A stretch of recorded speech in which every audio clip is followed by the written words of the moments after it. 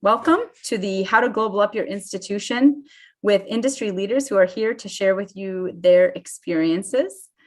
My name is Linda Stewart, and I am the head of the Global Competence Certificate program at AFS, as well as the director of our Global Education Innovation. I am currently based in Minneapolis, Minnesota. I am really pleased that you have decided to join us today to hear more about Globaling Up at AFS. We do have a large audience today, and so what we would like to do is just get a sense for who is in the room. I'm going to go ahead and throw up a first poll. You just take a minute to let us know where you are calling in from today.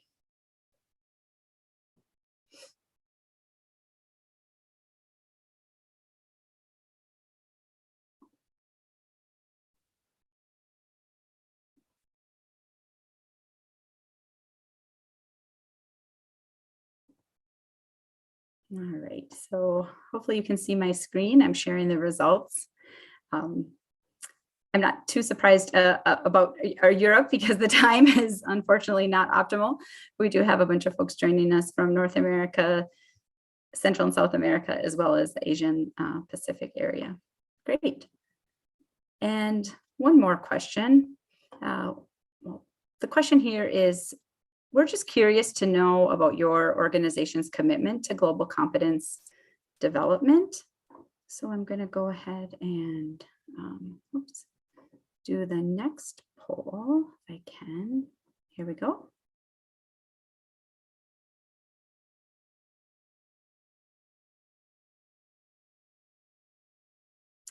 And I think for those on the live stream, I'm not sure if you can see the results. So this time I will read the results.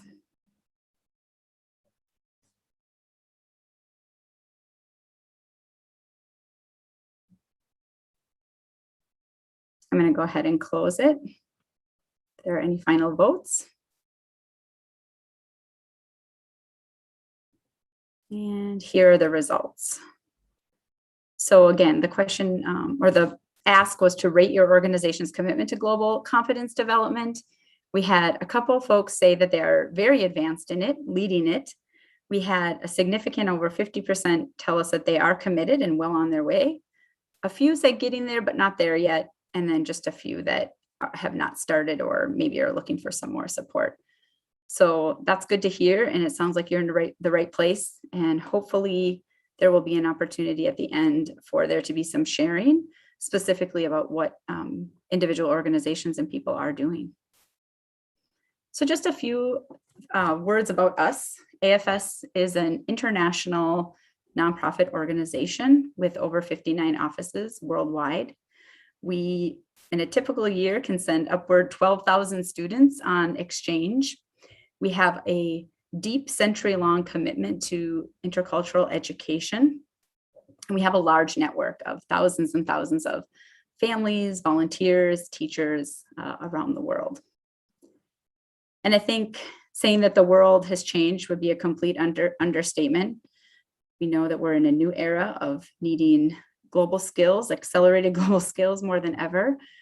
Even the format in which we're meeting in was maybe not as familiar to everybody a year and a half ago, but is super familiar to most people now. We also know that teaching and learning and online learning has become a core part of our new normal. So at AFS, what exactly does it mean to global up?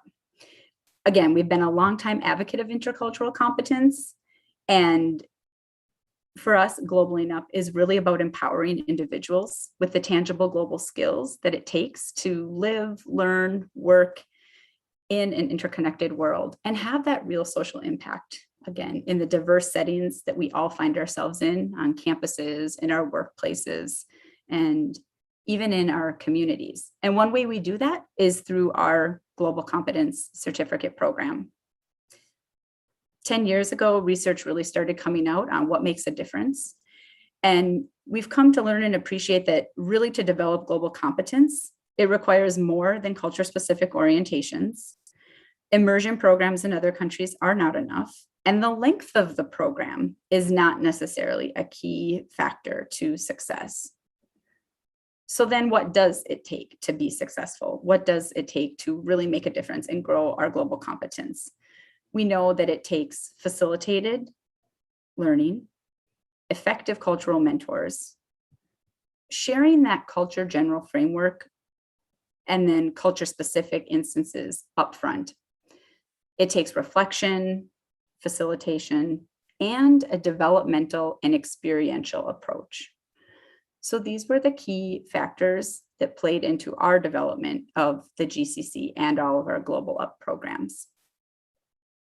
This is steeped in a 4-phase educational process that was developed by Dr. Michael Vandenberg and includes 11 educational goals that are available on our website if you're interested in reading them more in depth.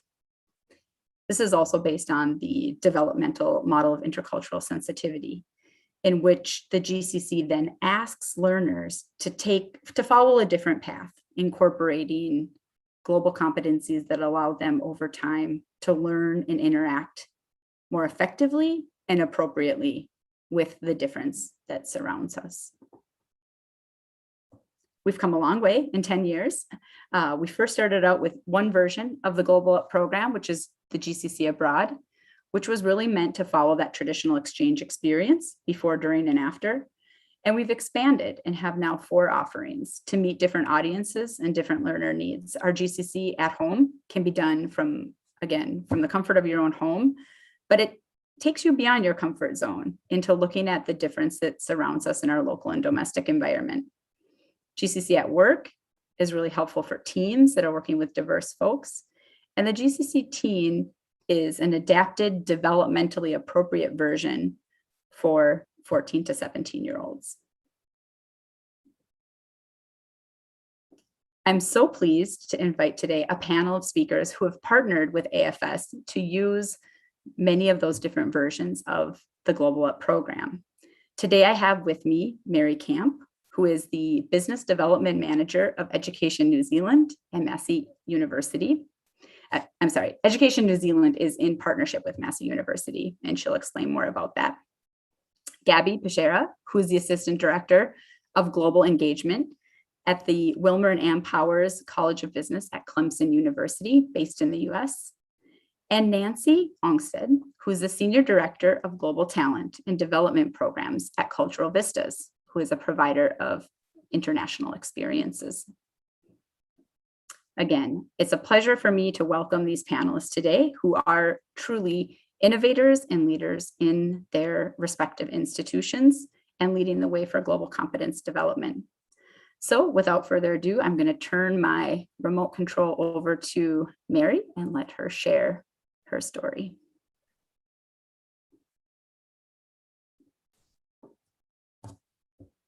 Thank you, Linda.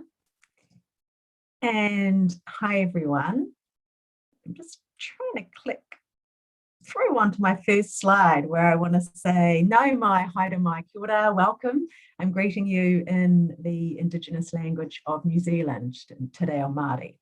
And kia ora has a variety of meanings. You can see them there. Be well and hello.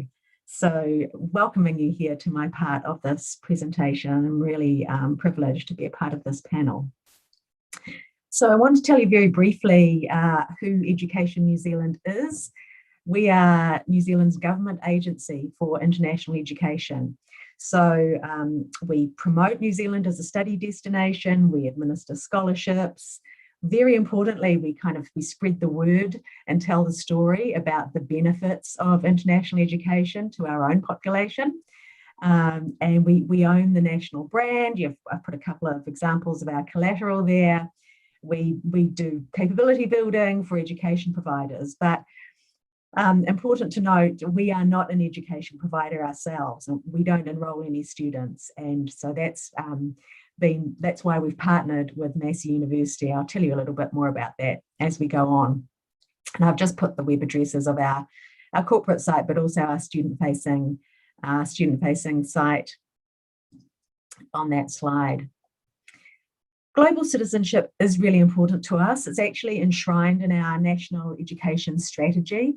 It has 3 overall goals, and one of them is global citizens. We want all students to have the knowledge and skills that they need to live, work, and learn globally. And it's really important for everyone, but particularly in New Zealand, where we are geographically isolated, it's really important for us to be able to get on with the rest of the world. We're an export nation and an outward-facing nation. So we want global citizens that can tackle the issues of the 21st century. And goodness knows there's quite a few of those, right? So we already had this commitment to global citizenship, fine. And then, as we all know, last year the world changed, as Linda said, is an understatement. But the pandemic meant that we had to do things differently. And I know everyone's been in a slightly different situation with COVID. I mean, one of the things in New Zealand is we've got an elimination strategy, which is great. We've had a lot of freedom over this time, but we have had closed borders since March 2020. There are some exceptions. Returning citizens can come in, and there have been a few exceptions here and there. But overall, we have been closed off since then. And the outlook is that reopening is likely to be gradual, not just kind of opening the door, but using bubbles or so-called safe zones and corridors. We're not predicting a return to, in inverted commas, normal student flows and people movement until 2023 at the earliest, really. So it's pretty sobering situation. And so for us as a government agency, we really needed to look at how we're going to stay connected with our strategic partners offshore. We have government to government agreements with education boards in a range of countries, particularly in Asia. We have institutional relationships. So how can we stay connected with them? How can we help New Zealanders to support international education? Because I think we've seen in many places around the world that with the risks of COVID, people have not been perhaps as keen on having a lot of people moving in and out and across borders. And how can we become, as a nation, less dependent on people being physically traveling to reach us? So we already knew about the GCC. We knew a few schools in New Zealand had offered it. And so we decided we'd test the attractiveness of it more broadly. And we designed a very small pilot last year, I think this was about June, with some schools, only 25 students with some high schools. And so you can see there from a couple of the bits of feedback from the teacher as well as from a student. We got really great feedback from it, and that encouraged us to move on, especially for me, particularly that one about the teacher saying it restored my hope in humanity. I mean, you can't really get better feedback than that on any project. So we faced a bit of a challenge then, because we needed to get it delivered. As I said at the start, we're not an education provider, and high schools in New Zealand are not allowed to deliver online to students offshore. So we introduced AFS and Massey University. We partnered with Massey to centralise the delivery. Massey University is New Zealand's leading online university with a lot of expertise in this area. So we were able to kind of make it more efficient and streamlined, but also we, in our funding model, decided that we, Education New Zealand, would pay to have Massey University facilitators trained by AFS, and that we would cover the cost of the delivery of the program online. So as well as buying the GCC program, we've also paid Massey to deliver it. It's ended up just being such a wonderful relationship. We all love doing it, and we all feel so proud of what we're doing, including people at the university who have said that it's the best program they've ever delivered in their career. Anyway, back a little step. we initially offered it to students who were stranded with the border situation, stranded in New Zealand over the our summer, our Christmas break. And then we knew we had a lot of students offshore who had been all set to come when COVID hit. When COVID hit, it was the beginning of our academic year in New Zealand. So we had a lot of students who would have been traveling within the next 2 to 3 weeks. They were all ready to go. And we decided, okay, well, the least we can do in this situation is provide them with some intercultural training that will help prepare them for an eventual overseas experience. Of course, like all of us, we had no idea at that stage how long we were going to be in this situation. As that went on and on, as COVID went on and on, we realized we were really onto something and that we really needed to continue doing it. And so we expanded the scope of our project to include teachers and students over 18 years old. We had initially had just the teen program, but we moved to include the at-home program. One of the things that we found through kind of trial and error worked really well for us is having mixed classes. And that's the model that we have now adopted for almost all of our delivery. So that's having classes where there are New Zealand learners, they may be students, they may be teachers, in classes with learners from offshore. It's meant that we've been able to keep our strategic partners offshore engaged with us, and I'm sure everyone around the world has had similar challenges in terms of, when there's no movement or little movement, how do we keep our relationships alive? And we've also decided that we would provide full scholarships for New Zealand domestic students, targeting those students who are from lower socioeconomic areas. One of the motivations there was the PISA Global Competence country report from the 2018 study, which showed that, highlighted the opportunity to learn gap in global competence between those who come from advantaged and disadvantaged backgrounds.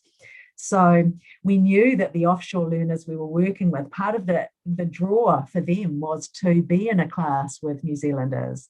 So we wanted to make sure that we offered that opportunity to those who may not otherwise experience the benefits of international education here at home.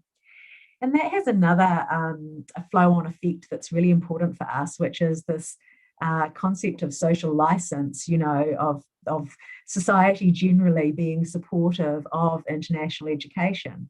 And exposing those students as part of our kind of job of telling the story and of helping them to feel positively disposed towards international students being hosted in New Zealand. So overall, so far, we've invested about 380,000 New Zealand dollars. I didn't convert that into US dollars. You can do that if you like, which is, a significant investment for us, but has been well worth it. So I just wanted to briefly mention some of the benefits of the model that we have landed on, the mixed classes. It is kind of like the medium is the message. It's a chance to walk the talk. You're learning about intercultural communication and you're in a class with people from various cultures. So you have a lot of kind of teachable moments that arise from differences within the group.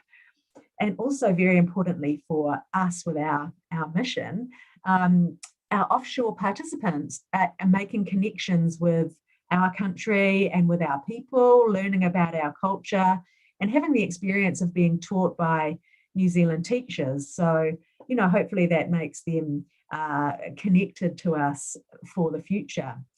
And teachers are some of the groups that we're working with, and I'll come to that in a moment. And we're also really hopeful that they will make their own connections from having done the program together, because people who do the program together end up feeling pretty close to each other and they really want to stay connected. And it also means another benefit being that the New Zealanders are connecting with peers offshore, even though they cannot travel offshore, they're able to have a virtual exchange. So I've got a couple of minutes left. I want to quickly race through who is using the GCC in our project. Well, we've got a few examples here. We've delivered it to Indigenous teachers of English in the Pacific Alliance countries, and that's been part of our foreign affairs and trade kind of outreach. New Zealand is currently negotiating a free trade agreement with the Pacific Alliance, and being able to offer this as part of that has been very well received. We offered it to New Zealand university students who were also all ready to go off on study abroad programs when COVID hit and were unable to do that. You know, somewhat of a consolation prize, but they've really enjoyed it. We are just about to start some groups of New Zealand high school teachers alongside teachers from Vietnam, Thailand, and Indonesia, and the Republic of Korea. So that's very exciting. And also New Zealand high school students alongside high school students from Japan, Korea, Thailand, India, and Vietnam. So there's quite a bit of diversity there. And here I just wanted to focus in on one really cool example. We had a class of students from a group of schools in Ho Chi Minh City in Vietnam, together with some schools in the Manawatu region of New Zealand. And they all did the program together. And because it was focused on one kind of city in Vietnam, the locals here in the New Zealand region really kind of coalesced around that. We had a in-person graduation ceremony to which the mayor came along. We had the ambassador from Vietnam there. So it was really lovely to be able to kind of solidify those connections. The schools end up signing MOUs together, so they're going to continue to work together to learn more about each other, and also to, we hope, have in-person exchanges one day. I'm just going to finish off with some testimonials. You know, this really is a highlight of doing this program, is being able to read some of these or listen to speeches. We do a lot of graduation ceremonies and hear the students reflecting. You can read this yourselves, but you know, the key things coming out about having a better understanding of yourself and therefore of others, and practical skills. Critical thinking is a key one, and those are from students in New Zealand and Vietnam. And then a testimonial from a parent whose student did this at home in India, where they were still under lockdown. Also a New Zealand teacher that found it inspiring, and that was just observing their students doing the program. And again, the diplomatic corps have been supportive of this, so that's really helpful for us. And as a government agency, of course, we work closely with our other government partners. So just to finish off, tell you what's next. Well, we're actually about to hit our peak in terms of delivery of programs over the next few months. And until now, we've had about 120 New Zealand learners and 130 offshore. By the end of this year, we're on track to have increased that significantly, around 320 and 490 offshore learners. So it's a really busy and exciting time for us, and we really feel that we are making a difference with using the GCC. So we'll test that as we get towards the end of the year. We'll evaluate and reassess and decide where to next for us. Thank you very much. That's my time.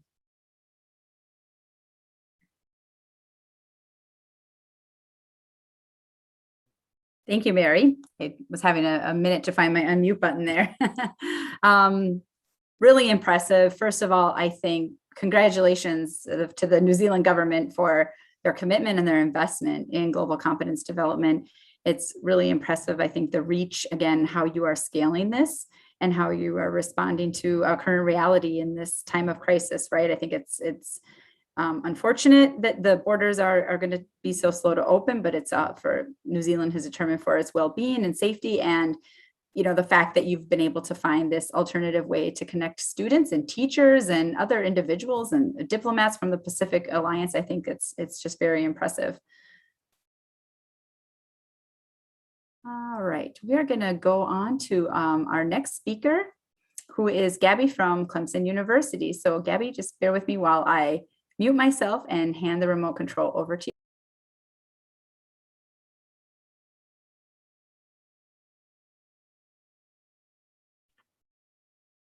All right, let me try to figure out the system here. Linda, actually, did you want to do the poll?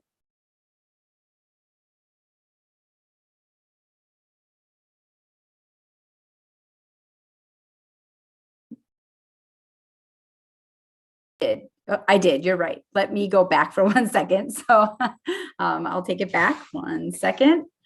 And I did want to do the poll. Thank you for that reminder. So, oh, but you know what? It's not letting me launch the poll. Okay, here we go. So Gabby had a question. She is going to be talking a little bit about the IDI, and she wanted to ask the audience how familiar they are with the IDI. So I'm going to go ahead and throw that question up right now. So just let us know your level of familiarity with the Intercultural Development Inventory, which is a global competence assessment tool.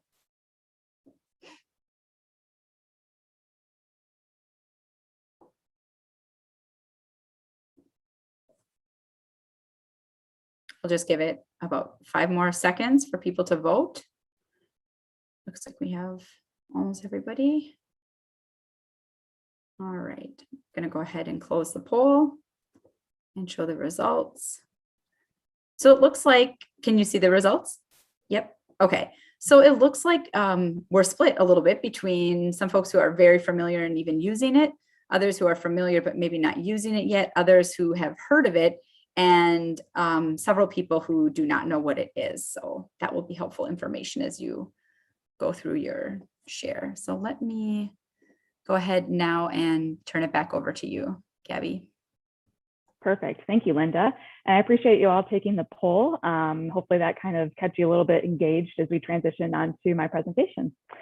So again, my name is Gabby, and I worked for Clemson University. So a lot of times when people think of Clemson, they think of football. But I thought what I would do at least is say that we're not just about football. So that's a beautiful stadium that we have. But if you look at some other of our facts, bear with me as I work with the, there we go. So Clemson is in South Carolina, USA. We're in the southeast region of our country. We are a large R1 university with approximately 26,000 undergraduate students. You may think that that is a large university. However, Clemson is actually a small rural college town. So many people describe the university's life to be as a big university with a small school feel. We are a state university with a large in-state population, and I work for the Wilbur Owen and Powers College of Business, which is about 5,500 students currently, and is one of the fastest growing, or actually the fastest growing college at our university. So there's a lot of interesting, innovative things happening at our college. Also, the applicant pool is becoming more competitive, but we're still trying to keep that commitment to the state university that we have our in-state students. We also have a very active alumni network, and when you are part of the Clemson alumni or Clemson community, you're considered part of the Clemson family. It's a very tight-knit community. We have good town-gown relations between the town and our students and faculty and staff. In addition, we operate with a decentralized international education model. So what that means is that We have a central Office of Global Engagement. That's what we call international education at our institution, where they have an education abroad office. They have international student services and scholars, English language programming. And then we also have, throughout the colleges, we have specific embedded staff, such as myself. So there's 2 people that are in the College of Business specifically, and then there's other colleges as well that have embedded staff. I thought that was interesting, something for you to put into context of what our profile is. In terms of overall study abroad enrollments, the last year that we had a full year abroad, we had 1,295 students for the whole university, and 344 of those were business specific students, which means we had about 27% of the overall population were business. So there's just some facts about our university. Ooh. All right, so in terms of some challenges that we encountered, really the global engagement rallies that we have over the past year is common for everyone else who works with international education. Clemson University has taken a very risk-averse approach to the pandemic. So we were one of the first institutions that pulled students abroad in spring 2020. And we have not had any students abroad actually this entire time. So our travel suspension lasted from March 2020 up until now. Now, we will have a fall group of students going abroad, which is very exciting. And we're hoping that we'll have even more in the spring, but it's still more restricted than what we commonly have. The other aspect is we've also been developing our international virtual exchange opportunities. We have a staff member in the Office of Global Engagement who works on those. We also have collaborations with the Office of Teaching Effectiveness, as well as our Clemson Online counterparts. And so coincided with the travel suspension, IB initiatives were starting to come up. So it really was a good time for us to really go full force into doing things more virtually. In late summer 2020, myself and the College of Business had to make a judgment call. We had to decide whether we were going to try to plan and market a spring semester study abroad program. We have a traditional program in France that we operate every year, or whether we should pull back and at that point say, we don't know what's going to happen in spring 2021. Why don't we just do a full virtual exchange option? And so at that point, we decided to do that, reading the tea leaves, understanding that there probably wouldn't be travel in the spring. So at that point, I was very fortunate to be able to sign up for AFS's newsletter, and I saw the Global Competence Certificate. And in October, I said, "Oh, what's that? That would be a perfect addition to our international virtual exchange program that we have." And so at that point was when we started to really use and integrate the GCC into our programming. In addition, with the intercultural programming, we're also trying to look for ways to infuse intercultural competence among our students. So we recognize that not every student will study abroad, yet it's still important aspects that students should be aware of is how to become a more interculturally competent individual.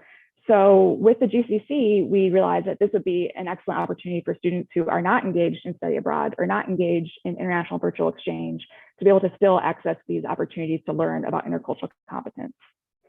Now, I did ask about the Intercultural Development Inventory, and I was happy to see that some of you are familiar with it, that you use it, and then some of you also are not familiar with it yet. So just to give you a general overview, the Intercultural Development Inventory ties very nicely with the educational framework that the GCC has. And so essentially the Intercultural Development Inventory is a cross-culturally validated tool to assess intercultural competence, or one's ability to shift cultural perspectives and adapt behavior to cultural commonalities and differences. The results of the IDI place individuals on a intercultural development continuum, which contains 5 stages. Moving from a monocultural mindset into an intercultural mindset. So we use this tool very actively with our programming and with our study abroad initiatives, just to measure the impact that our programs have on our students' intercultural competence. Okay, for process of implementation, we have had essentially right in October of 2020, we became aware of what the GCC was and immediately became trained as qualified facilitators, and then started to implement the GCC with two different types of programs. One is a curricular program where students are actually receiving a grade for the component of the GCC. And then the other option is a co-curricular program where students are volunteering into the programming. And there's no actual graded process. In terms of the differences between curricular and co-curricular, the curricular program, we had a formal application process that we selected students through our study abroad application portal, Teradata, for those of you that are familiar. The co-curricular program, we had a simple interest form that we sent out through Google Forms. And the funding structure between the two different types of programs were different. With the curricular program, since it was an actual academic course, students were able to, or we were able to collect academic fees and tuition and pay for the GCC through that. Now for the co-curricular program, because we're trying to get the GCC off the ground, we actually ended up covering it with our departmental fees, and we'll be considering other funding sources in the future for that.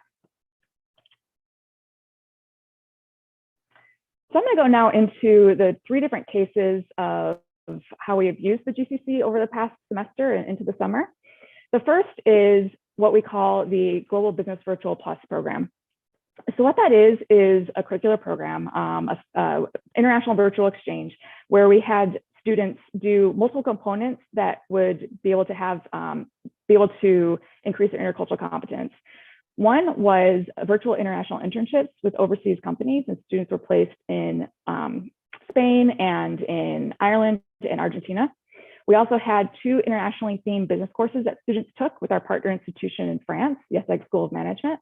And then I also taught a cross-cultural awareness general education class where students took the GCC as part of that academic component.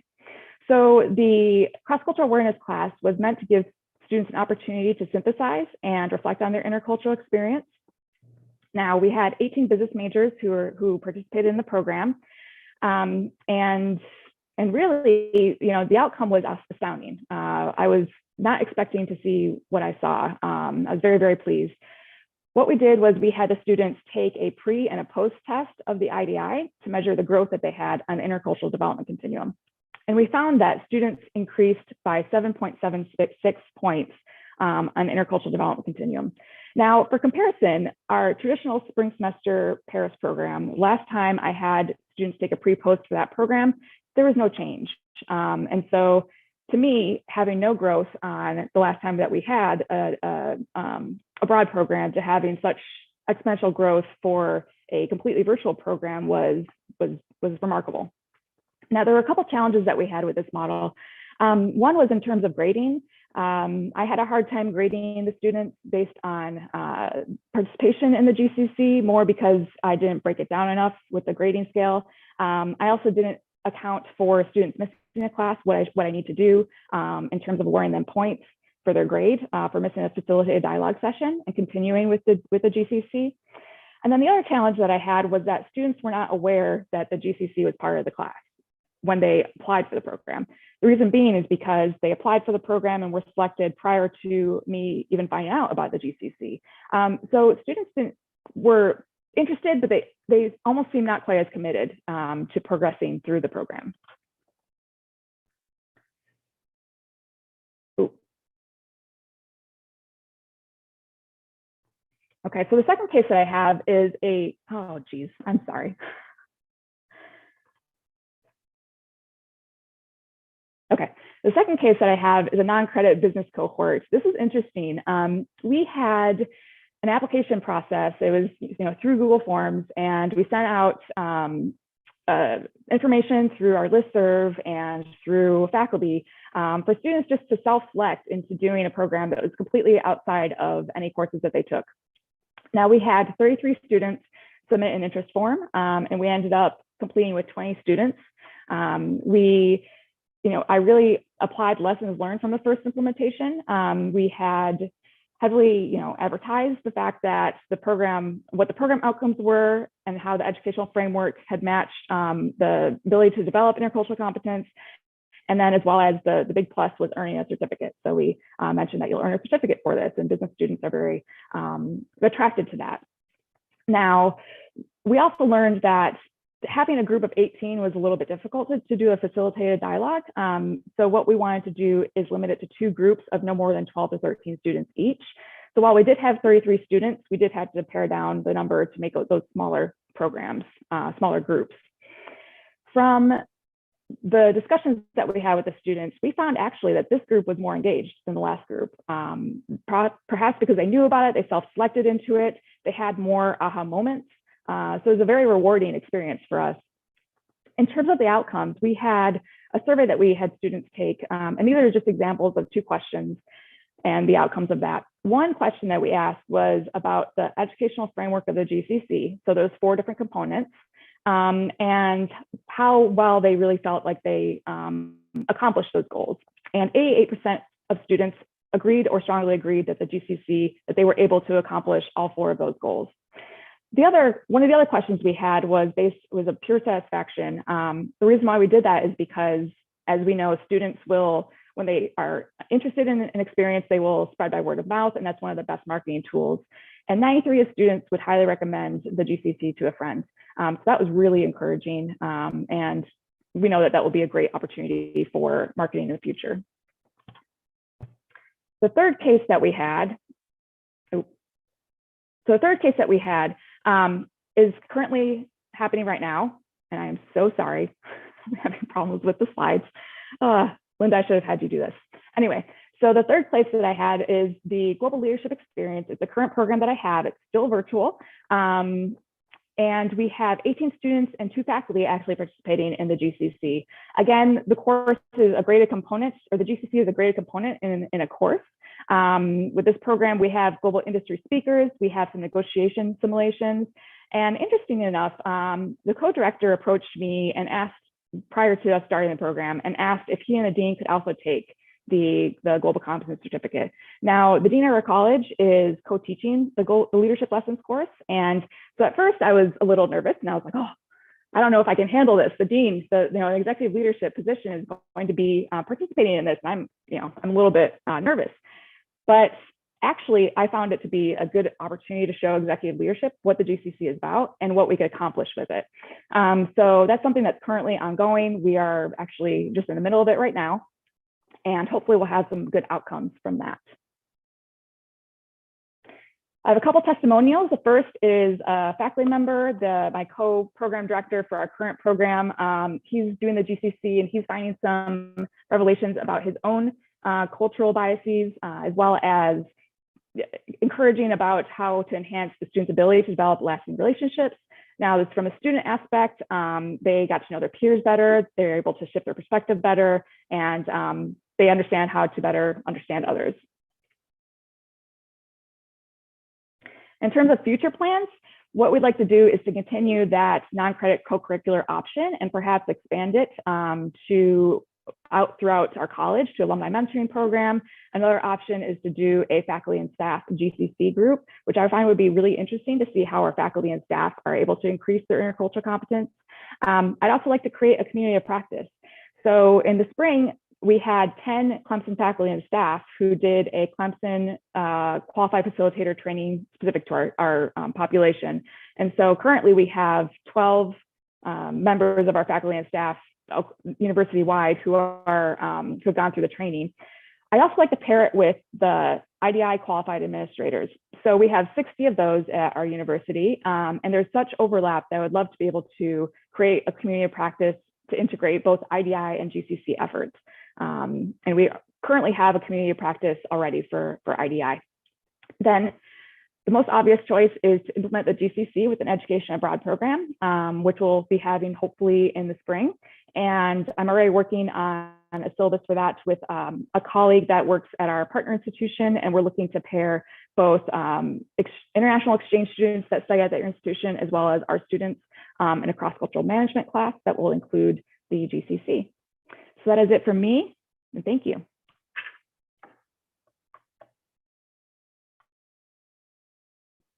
Thanks so much, Gabby.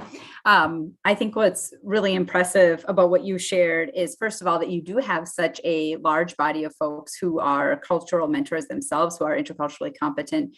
And I think that just strengthens your institution's ability to be able to use this program. I know we know that a lot of folks come to us and it's not rocket science what this is. It's just that it's a program that's been tied together and is easy to use and easy to implement kind of off the shelf. But then the good news is you get to also bring your specific kind of spin to it and implement it in the context that makes sense.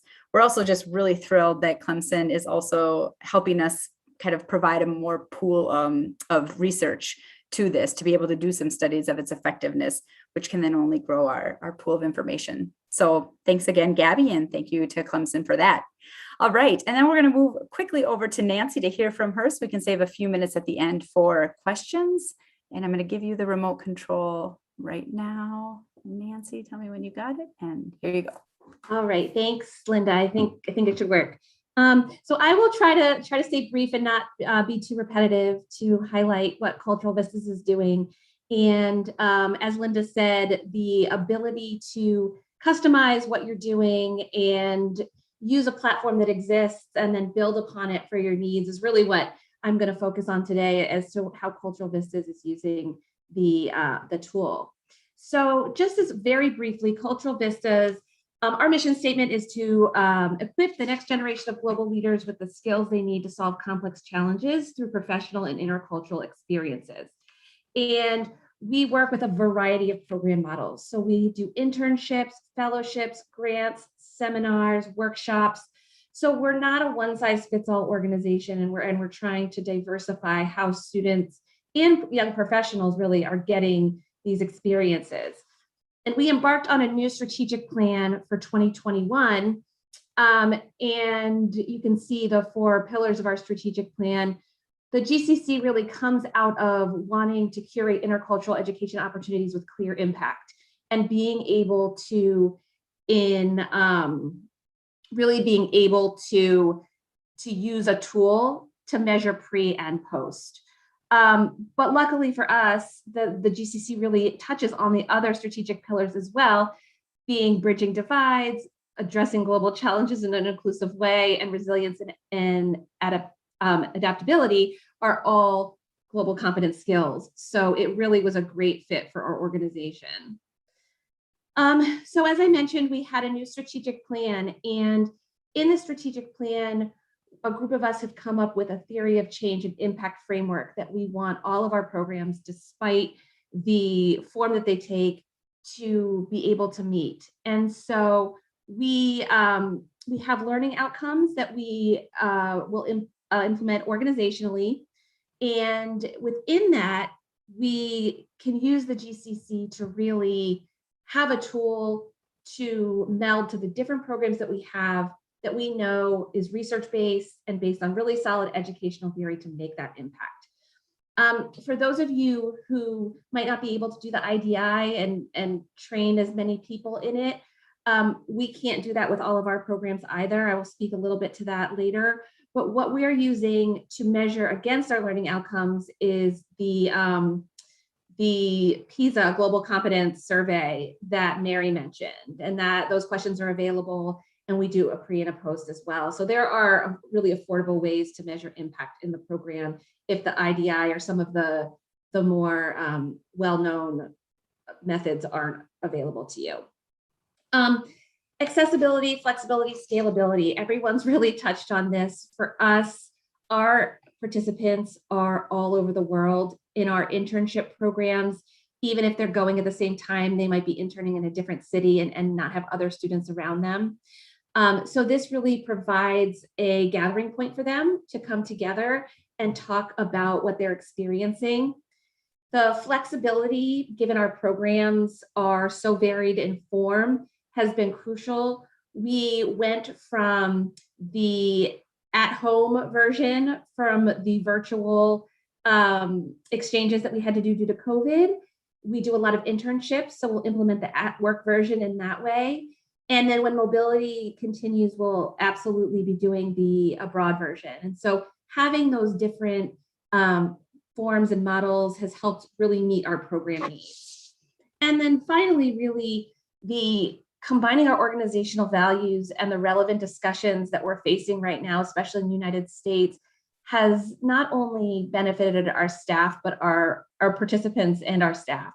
As an organization, we're really committed to having a culture of inclusivity, a culture of intercultural competence. And even though most of us have intercultural competence or intercultural experience, we might not have the words and the tools to really talk about it. And so this has been combined with our onboarding program with our staff to really help to make sure that our staff members are able to communicate the value to our participants that we see in global competence. So very briefly, our process for implementation, we did a needs assessment and looked at what we were currently doing in terms of experiential learning and where we could, in a cost-effective way, enhance some of the elements of experiential learning beyond the experience itself, the reflection, the putting into practice, and the GCC really fit that for a lot of our programs. We also had quite a bit of buy-in from our staff because we have been working since 2017 to really build that kind of culture in our office. We trained 18 staff members to offer the program to a variety of cohorts. That was a really low barrier to entry. You know, these our younger staff didn't have to be PhDs and they didn't have to be academics to do this. They have a desire to engage in the topics and could really develop professionally in the facilitation world. So that really helped us. And in terms of how we're financing this, we do have quite a few grant programs. So we're lucky that we can write the cost of this into our grants as they come up. But we also offer fee-for-service programs that we're including into our program fees. And between those, we really do cover our costs for the startup of the program because it is a low barrier to entry. And over time, we'll recoup the return on investment multiple times over. We did choose to build a custom environment. If any of you have looked into working with AFS, that is an option. They have an environment that they can build that also helps to brand the GCC around your organization with AFS. We did that for several reasons. One, again, because we have so many programs, they don't operate on a similar timeline. There are different needs, and we want to be able to implement the different versions, the at home, the at work, the abroad, that the custom environment made sense for us. I think the next slide shows you what that kind of looks like. We're really able to customize that way by building out our learning library around topics that are relevant in the time the program's operating. So for instance, I facilitated a program that was happening during some of the discussions around anti-Asian sentiments and the rise of discrimination. And so we're really able to tailor some of our discussions around really relevant topics. And then I'll just go back real quick. You know, we then now for the future need to build experience in facilitation. And what we'll be doing is really help those of us who have done this. We'll have staff who are trained who may not have had the opportunity to actually facilitate, join some facilitators that have had more experience and help build their confidence in that. Additionally, we hope to broaden this out beyond our student programming. We work a lot with host companies, as I mentioned, in an internship capacity, specifically inbound on a J1 visa. And while we can prepare our interns to work cross-culturally, we also want to help provide value add to our host companies and the managers of those interns and how to work cross-culturally so that it's a beneficial experience for everyone. So as programs go back in person, as they maybe move to a hybrid model permanently, the GCC has really provided us a way to accommodate all of that. So who is using the GCC? We've had about 135 participants. We just started this year. We piloted this with 2 of our grant programs. It's called CBYX, the Congress Bundestag Youth Exchange, which is a US State Department sponsored program, as well as the Edmund S. Muskie internship program, which is another State Department program. So those were grants-based that we were able to use grant funding for the implementation. What's really interesting about our Edmund Muskie internship program is that they're also using it with their alumni council to help provide a value add to a group of students who have gone through the process and really provide that sort of post-program top-up because they didn't get to go through it during their program. And so that has been a really valuable experience for them. We're about to start with our Korea West program, and that will bring in about 45 participants remotely interning in the United States from South Korea, and will be a real enhancement to the program that they wouldn't have had otherwise. They won't be able to join us in person because of COVID, but it's really been helpful for us to sort of beef up what we're doing and provide that virtual experience. So the participants have really enjoyed this so far, both anecdotally and in our data. As I mentioned, we are using the IDI to measure the outcomes from the Muskie program that we're running, but not all of our programs can do that. So we do have other data points and learning outcomes that we'll start to measure. Because we just started, we don't have our baseline data just yet, but we did do some data collection from particularly the CBYX program that is a German-American exchange. They did the at-home version because their program was moved from in-person to virtual pretty last minute. And so we decided to use that version. 84% of the students indicated feeling better prepared for a job involving intercultural skills. And 84% said they'll list the GCC on their resume, and really indicated that this provides a talking point for them with employers, whereas in the study abroad world, we struggle to help students talk about why why study abroad was such an important part of their education and what they learned from it. And this really gives them the tools to start that conversation with concepts that they can expand upon.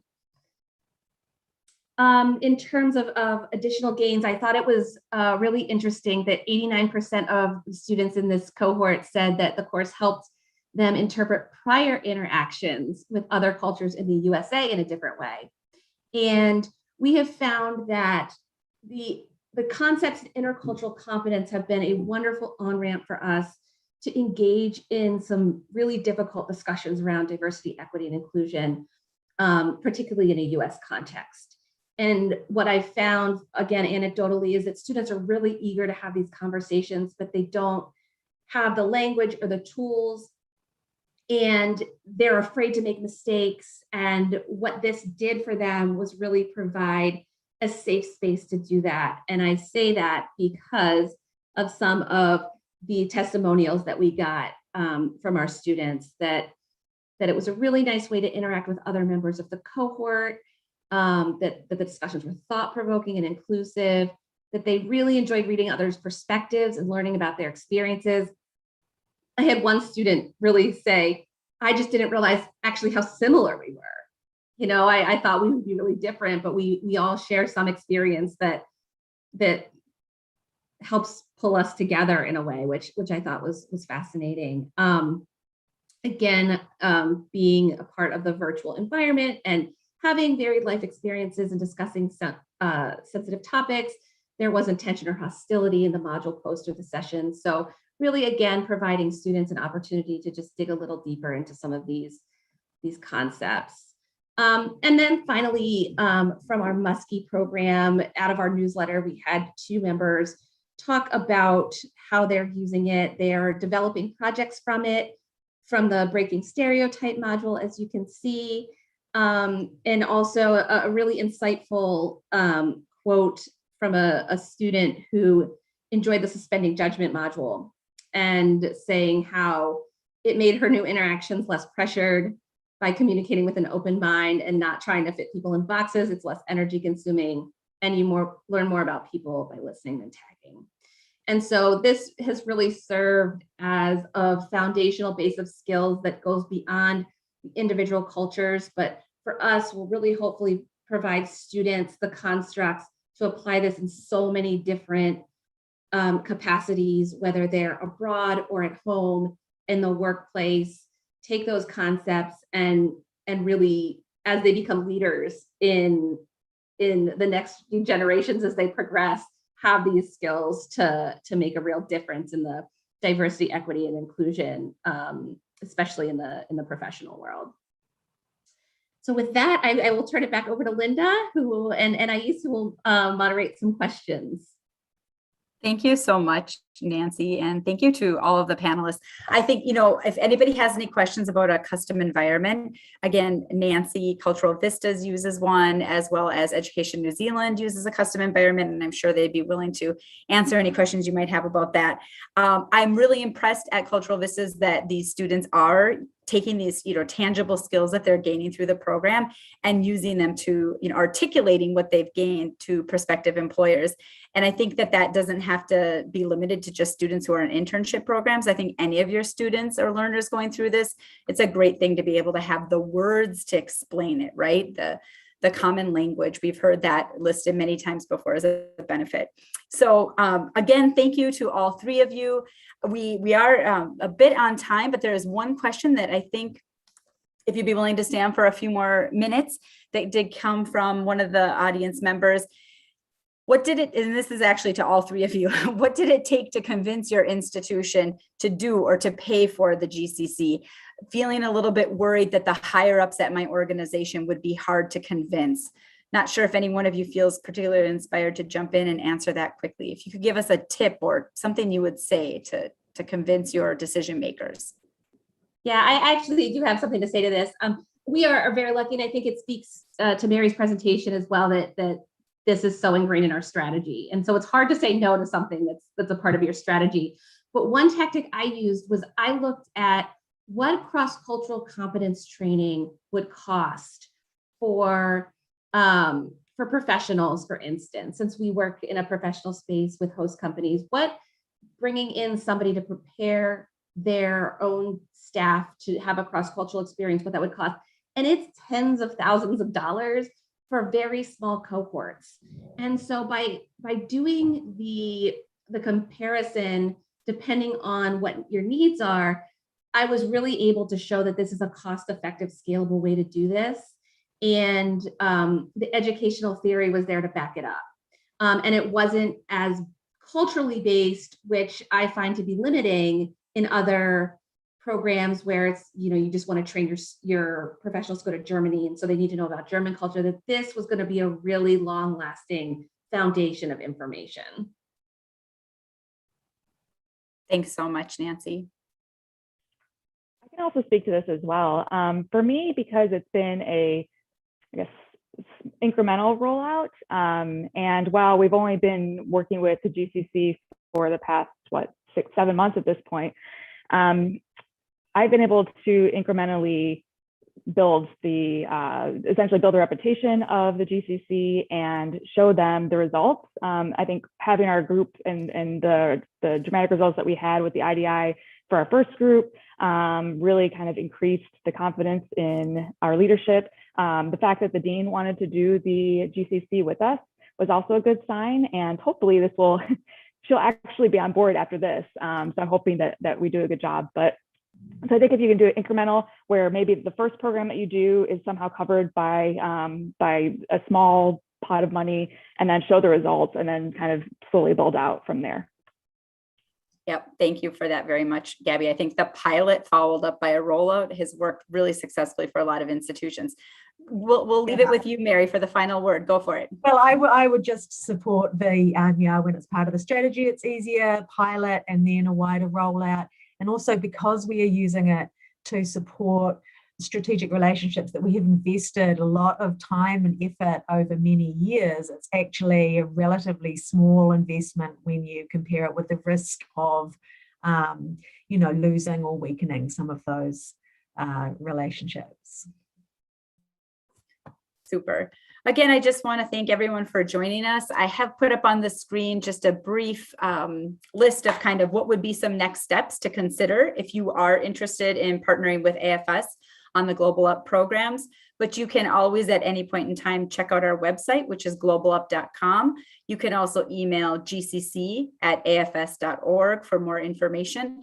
And as a follow-up, we will send a copy of this recording, the pertinent slides. We will also be sending over a general brochure where you can learn more. There was one individual who asked if they would be able to get access to the curriculum. We don't offer the full curriculum, but we do offer an overview of the modules that are included, and they're also found on our website.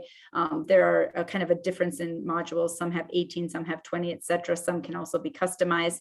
So a great starting point is just to check out our website and then give us a call or send us an email, and we'd be happy to give you access to a demo, and you can talk to any one of us on our Global Up team. Which also reminds me that I wanted to introduce Anaïs Chavet, who is on our team, the GCC team based in France. So she's up very late tonight helping us out and has been helping out with the behind the scenes on the webinar today. Thank you all for your time. We will end with that, but please do feel free to reach out to any one of us with more questions, and have a wonderful day and a wonderful evening.